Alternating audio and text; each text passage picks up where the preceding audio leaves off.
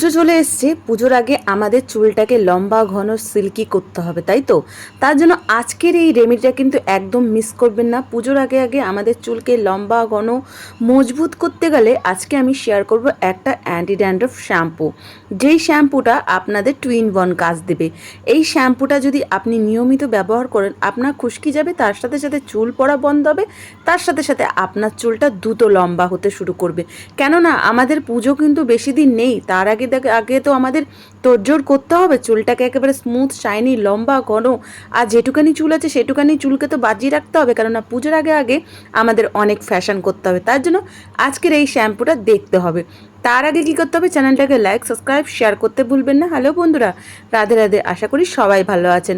বন্ধুরা, আজকে একটা দুর্দান্ত রেমেডি নিয়ে চলে এসেছি, যেটা হচ্ছে আমাদের অ্যান্টি ড্যান্ড্রফ শ্যাম্পু।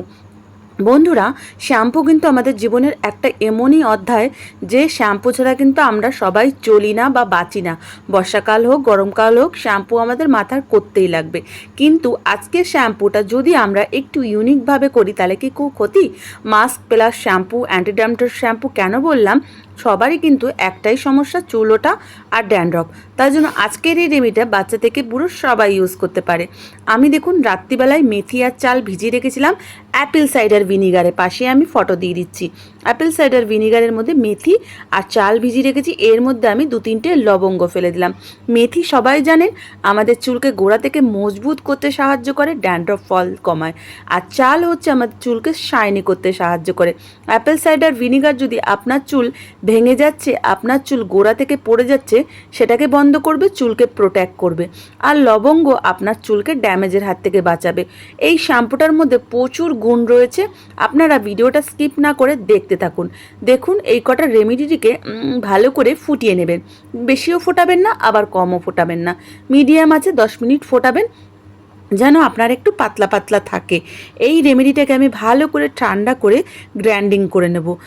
গ্রাইন্ডিং কেন করব? আপনি একটু বেশি একেবারে মিহি গ্রাইন্ডিং করবেন না, যেন গ্রাইন্ডিং হয়। গ্রাইন্ডিং করার পর এটাকে আমি প্রথমে তো ছাঁকনি দিয়ে ছাঁকতে চেষ্টা করছিলাম, কিন্তু হচ্ছে না বলে আমি কি করেছি, পরে গামছা দিয়ে ছেঁকে নিয়েছি। ভালো করে এটাকে ছেঁকে নেবেন। এরমভাবেও ব্যবহার করা যায়, কিন্তু কি বলেন তো, একটু মাথার মধ্যে দানা দানা থাকলে না কীরকম আনইজি ফিল হয়। তাই জন্য ছেঁকে নিলে একেবারে স্মুথ একটা পেস্ট হয়ে যায়। আর তার আগে আপনারা কোথা থেকে দেখছেন কমেন্টটা করতে ভুলবেন না।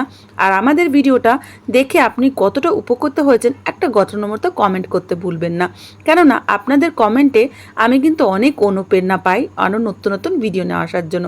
দেখুন আমাদের তৈরি হয়ে গেছে। তার মধ্যে আমি 2 ফোঁটা হচ্ছে নারকেল তেল, একটা ভিটামিন ক্যাপসুল মিলিয়ে দেবো, যেন আমাদের যেই রেমেডিটা বানালাম সেই রেমেডিটাকে একটু পাওয়ারফুল করতে। এটাকে ভালো করে মিক্স করে হাফ কি করবেন, ভালো করে চুল আঁচড়ে হাফ আপনি আগেই গোড়া থেকে আগা অবধি পুরো অ্যাপ্লাই করে নেবেন। করে নেওয়ার পর আর যেইটুখানি বাঁচবে ওটার মধ্যে আপনি শ্যাম্পু দিয়ে দেবেন। তাহলে কি হলো, আপনার মাথার মধ্যে একটা মাস্কও হয়ে গেল আর একটা অ্যান্টি ড্যান্ড্রফ শ্যাম্পু হয়ে গেল। তাহলে কি হলো, টুইন হলো কি না? তাহলে মাস্কটা আমাদের চুলকে একেবারে কিছুক্ষণ থাকবে, কেননা এই মাস্কটা যদি আপনি শ্যাম্পু করার পর কিছুক্ষণ তো রাখতে পারবেন না। আমরা শাওয়ারে গিয়ে বেশি সময় নষ্ট করতে কেউই চাই না। তার জন্য মাস্কটা যখন আপনি ব্যবহার করবেন, তাহলে 10-15 মিনিট রাখলে পরে আপনার চুলে সেই যে গুণগুলো আছে ওটা চুলে আপনার যাবে বা গোড়ায় যাবে। আর শ্যাম্পু দিয়ে রাখা বেশিক্ষণ উচিত না, তার জন্য অর্ধেকটা আগেই লাগিয়ে রেখে নেবেন, তারপরে শ্যাম্পুটা করবেন। তাহলে আপনার চুল ওঠা কম হয়ে যাবে।